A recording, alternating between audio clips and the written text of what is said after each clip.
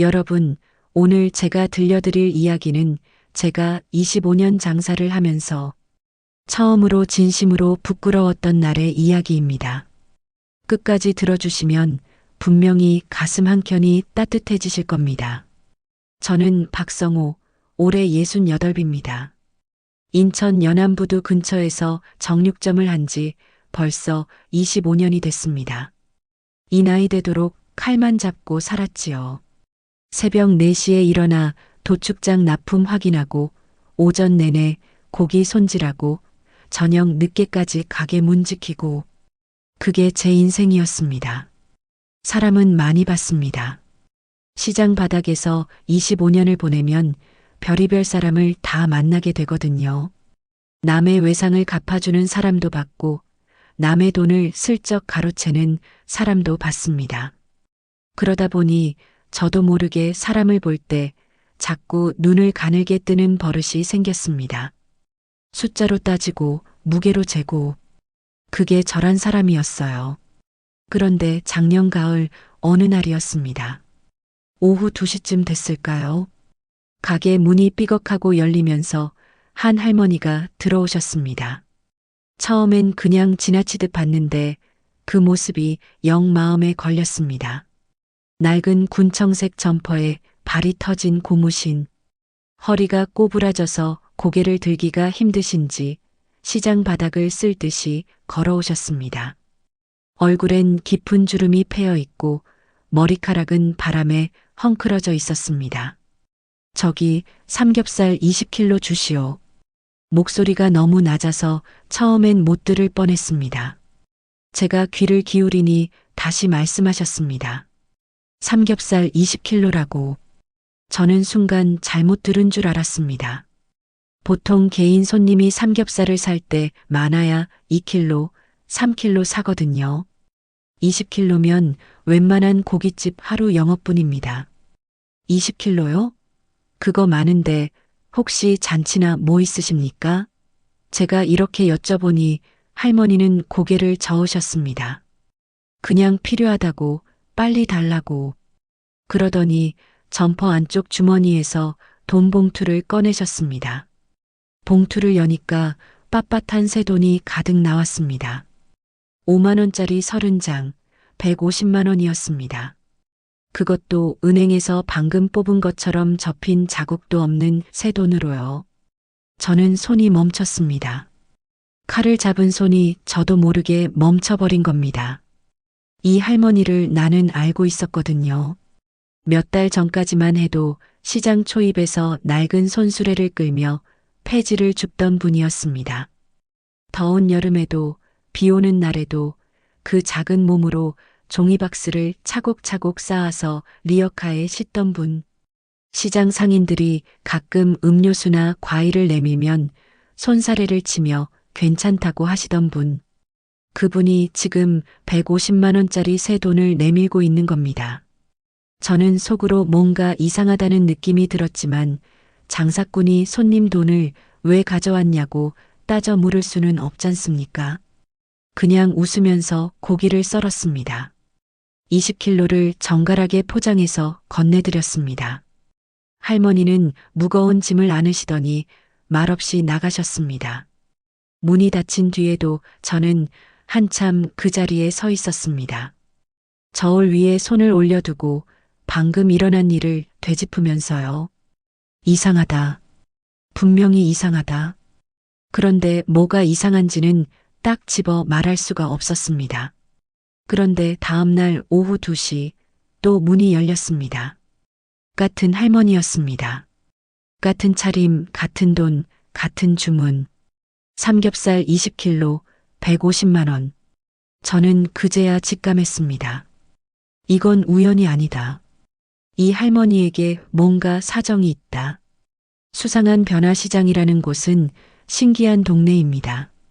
골목 하나를 두고 서로 다른 가게들이 다닥다닥 붙어 있다 보니 누가 뭘 샀는지, 누가 요즘 돈이 생겼는지, 누가 힘들어 보이는지를 다들 금방 알게 됩니다. 입소문이 전파보다 빠른 곳이 시장이거든요. 사흘쯤 지났을까요? 옆 채소가게 김 사장이 저한테 슬그머니 다가와서 귓속말을 했습니다.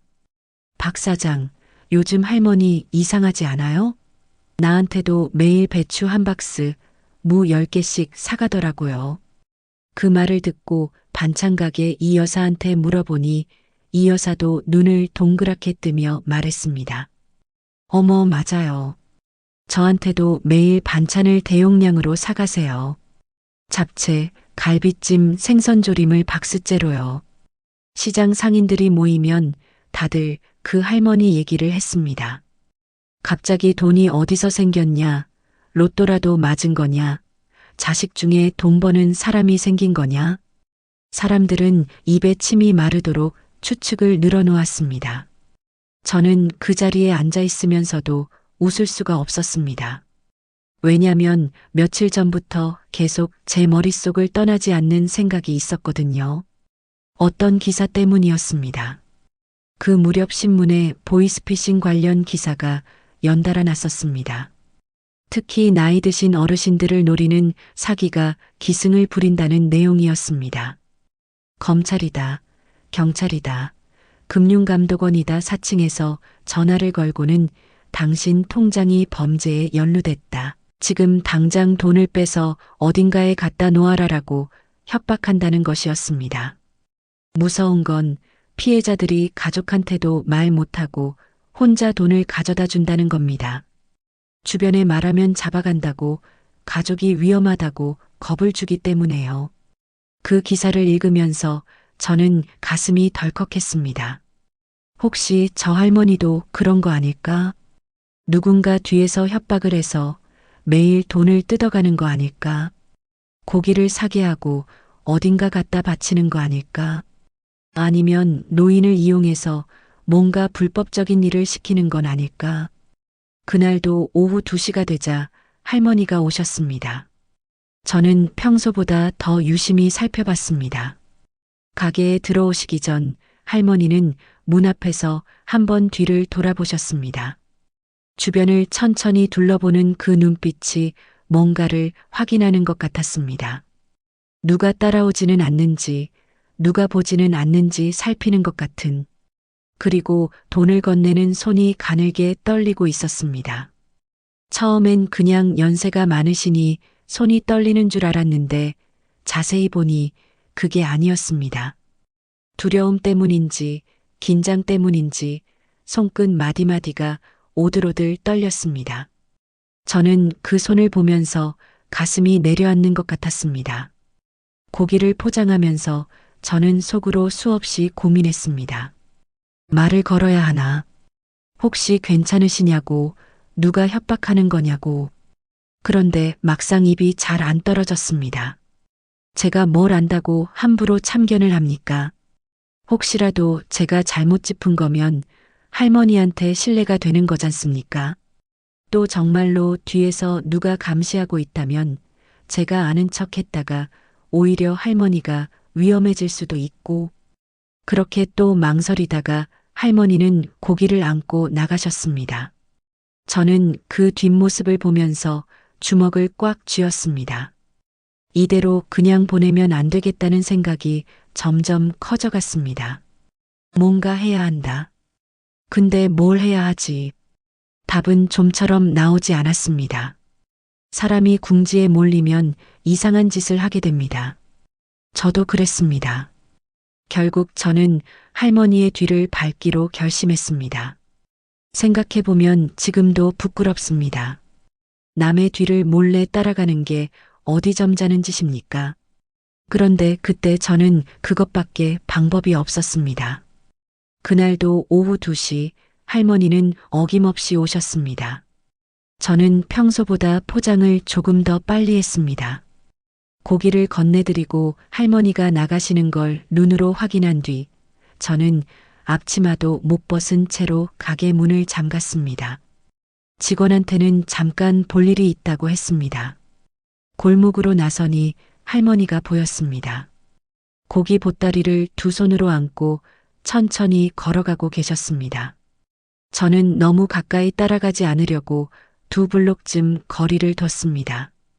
시장을 벗어나 큰 길을 지나고 오르막 골목으로 접어들었습니다. 연안부두 근처 달동네 쪽이었습니다. 저도 여기서 오래 살아서 지리는 아는데 이쪽은 낡은 집들이 다닥다닥 붙어 있는 곳입니다. 계단도 많고 골목도 좁고 벽에는 페인트가 군데군데 벗겨져 있는. 할머니는 한 번도 뒤를 돌아보지 않으셨습니다.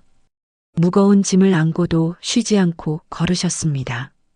저는 그 뒷모습을 보면서 얼마나 자주 이 길을 걷는 분인지, 이 길이 얼마나 익숙한 분인지 느껴졌습니다. 달동네 꼭대기 쪽, 골목 가장 안쪽에 있는 집 앞에서 할머니가 멈추셨습니다. 금방이라도 쓰러질 듯이 낡은 집이었습니다. 슬레이트 지붕, 녹슨 대문, 담벼락엔 잡초가 무성했습니다. 저는 골목 모퉁이 뒤에 숨어서 숨을 죽였습니다. 그런데 마당으로 들어서는 할머니 옆에 뭔가 눈에 띄는 게 있었습니다.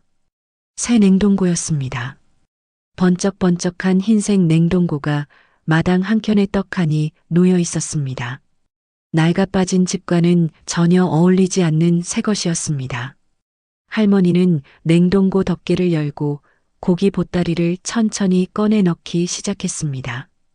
그런데 잠깐 냉동고가 이미 꽉 차 있는 것 같지 않았습니다. 오히려 할머니가 한참 동안 들여다보더니 뭔가 꺼내고 정리하고 다시 넣는 것 같았습니다. 그리고 방 안으로 들어가셨습니다.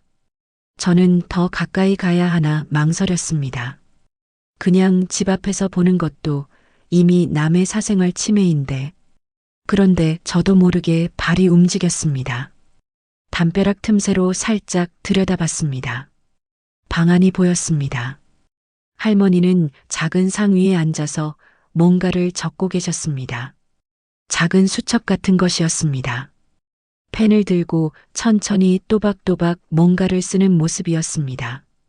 얼마를 쌌는지, 누구한테 얼마를 줬는지 그런 걸 적는 것 같기도 했고, 그런데 제 눈에 들어온 건 그게 아니었습니다. 방 안이 텅 비어 있었습니다. 정말이지 아무것도 없었습니다. 낡은 이불 하나, 작은 밥상 하나, 구석에 놓인 플라스틱 그릇 몇 개. 그게 전부였습니다. 텔레비전도 없고 냉장고도 없고 옷장도 없었습니다. 저는 가슴이 쿵 내려앉았습니다. 마당에 새 냉동고가 있고 매일 150만 원짜리 고기를 사오면서 정작 본인이 사는 방은 이렇게 텅 비어 있다니. 이게 무슨 상황인 건지. 발소리를 죽이며 골목을 빠져나왔습니다. 가게로 돌아오는 내내 머릿속이 복잡했습니다.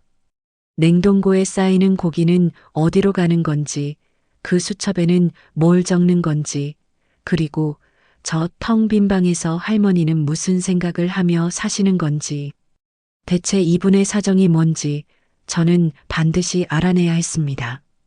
며칠을 더 고민했습니다. 말을 걸어야 한다, 아니다, 참견이다. 그렇게 혼자 씨름하다가 결국 용기를 냈습니다. 더 망설이다간 제가 먼저 쓰러질 것 같았거든요. 그날도 오후 2시 할머니가 오셨습니다. 저는 고기를 다 포장한 뒤에 조심스럽게 말을 꺼냈습니다. 할머니, 저기 혹시 요즘 어려운 일 있으십니까? 할머니가 고개를 드셨습니다. 처음으로 제 눈을 똑바로 보셨습니다. 그 눈이 깊고 서늘해서 저는 순간 무안해졌습니다. 한참 동안 아무 말이 없었습니다. 저도 더 말을 잇지 못했습니다. 그런데 할머니가 천천히 입을 여셨습니다. 아무한테도 말하지 마시오. 목소리가 낮고 단단했습니다. 저는 고개를 끄덕였습니다. 그러자 할머니는 잠시 눈을 내리깔더니 아주 작은 목소리로 말씀하셨습니다. 우리 아들 친구들이요. 공사장에서 일하는 애들인데 거기 끼니를 자주 거른다더라고. 저는 아무 말도 못했습니다. 할머니가 계속 말씀하셨습니다. 2년 전이라고 했습니다. 2년 전에 아들이 사고로 세상을 떠났다고. 건설 현장에서 일하다가 변을 당했다고. 아들 나이 36이었다고. 장례를 치르고 나서 아들 친구들이 찾아왔는데 다들 같은 현장에서 일하는 청년들이었다고. 그중 몇 명이 아직도 공사판을 전전하며 일한다는 걸 알게 됐다고. 퇴직금이 있었습니다. 그리고 아들 산업재해 보상금도 조금 있었습니다. 할머니는 그 돈을 은행에 넣어뒀다가 어느 날부터 조금씩 꺼내기 시작하셨다고 했습니다. 그 또래 청년들이 밥을 제대로 못 먹는다는 게 자꾸 눈에 밟혀서 아들이 먹었어야 할 밥이라는 생각이 들어서 냉동고는 그래서 샀다고 했습니다. 공사 현장 근처 컨테이너 사무실에 갖다 놓은 거라고. 매일 고기를 사서 직접 가져다 준다고 했습니다. 자기가 누구인지는 절대 밝히지 말라고 했다고. 그냥 지나가는 할머니가 갖다 준다고 전하라고만 했다고. 저는 그제야 며칠 전에 봤던 수첩이 뭔지 알 것 같았습니다. 오늘 누구한테 뭘 줬는지, 얼마나 남았는지 그런 걸 적는 거였겠지요. 목이 메어왔습니다. 아무 말도 할 수가 없었습니다. 잠시 후 제가 겨우 입을 열었습니다. 그러셨구나. 할머니 그 말밖에 나오지 않았습니다. 할머니는 조용히 고기를 안으시며 말씀하셨습니다. 박 사장, 이 얘기 다른데 하지 마시오.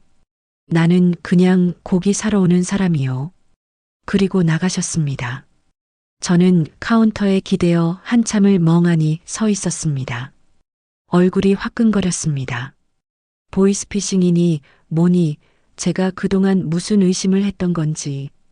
그 떨리는 손이 두려움이 아니라 무거운 고기를 들어서였다는 것도, 뒤를 돌아보던 눈빛이 감시당하는 게 아니라 혹시 아는 사람이 볼까봐 조심하는 것이었다는 것도 그제야 알았습니다. 이 할머니 앞에서 저는 한없이 작아졌습니다. 그날 이후로 저는 습관이 하나 생겼습니다. 할머니가 오시면 고기를 20kg 포장하는데 저울 눈금을 조금 더 얹습니다. 21kg, 어떤 날은 22kg. 계산은 늘 20kg로 합니다. 할머니한테는 아무 말도 안 합니다. 그냥 묵묵히 포장해서 드립니다. 처음엔 그게 작은 사과라고 생각했습니다. 제가 의심한 것에 대한 사과. 그런데 시간이 지나면서 그게 아니란 걸 알았습니다. 그건 제가 처음으로 배운 것을 표현하는 방법이었습니다. 저는 25년 동안 장사를 했습니다. 그 세월 동안 사람을 꽤 많이 봤다고 자신했습니다. 눈치도 있고 경험도 있고 사람 보는 눈도 있다고. 그런데 그게 착각이었습니다. 저는 사람을 본 게 아니라 사람의 겉만 봤던 겁니다. 낡은 점퍼와 고무신을 보고 손수레와 폐지를 보고 거기서 멈춰버렸던 거지요. 할머니는 그 모든 걸 알면서도 아무한테도 설명하지 않으셨습니다. 사람들이 수군거려도 제가 몰래 뒤를 밟아도 그냥 묵묵히 자기 할 일을 하셨습니다. 설명하지 않아도 되는 삶을 사신 겁니다. 저는 그게 얼마나 단단한 사람인지 새삼 깨달았습니다. 요즘도 오후 2시가 되면 저는 슬그머니 시계를 봅니다. 그리고 문 쪽을 바라봅니다. 잠시 후 삐걱 소리가 나면서 문이 열리고 할머니가 들어오십니다. 늘 같은 차림, 늘 같은 시간. 저는 말없이 고기를 꺼내고 할머니는 말없이 돈을 내미십니다. 우리 사이에 길게 말을 나눈 적은 그날 딱 한 번뿐입니다. 그런데 이상하게도 그 짧은 침묵이 어느 대화보다 따뜻합니다. 며칠 전에는 시장 어귀에서 할머니와 딱 마주쳤습니다. 저는 반갑게 인사를 드렸습니다. 할머니는 고개를 살짝 끄덕이시더니 그냥 지나가셨습니다. 뒤돌아보지도 않으셨습니다. 그런데 저는 그 뒷모습을 보면서 고개가 절로 숙여졌습니다. 나이가 든다는 게 뭔지 요즘 자꾸 생각합니다. 저는 68인데 아직도 모르는 게 많습니다. 가진 걸 지키는 것만 생각했지 내려놓는 법은 배우지 못했습니다. 남한테 설명받는 것보다 내가 더 안다고 믿었지. 가만히 들여다보는 법은 서툴렀습니다. 할머니는 가르치려 하지 않으셨는데 저는 배웠습니다. 그게 참 신기하고 또 감사합니다. 오늘도 저는 저울 눈금을 조금 더 얹을 겁니다. 말 한마디 없이 그냥. 그게 제가 할 수 있는 전부니까요. 여기까지 들어주셔서 정말 감사합니다. 이 이야기가 오늘 하루 여러분 마음에 작은 온기가 됐으면 좋겠습니다. 혹시 주변에 조용히 선한 일을 하는 분이 계신다면 오늘 그분 생각이 나셨나요? 이런 이야기 앞으로도 함께 나누고 싶으신 분들은 구독 버튼과 좋아요 한 번씩 눌러주시면 정말 큰 힘이 됩니다. 댓글로 여러분의 이야기도 들려주세요. 다음 이야기에서 또 만나겠습니다.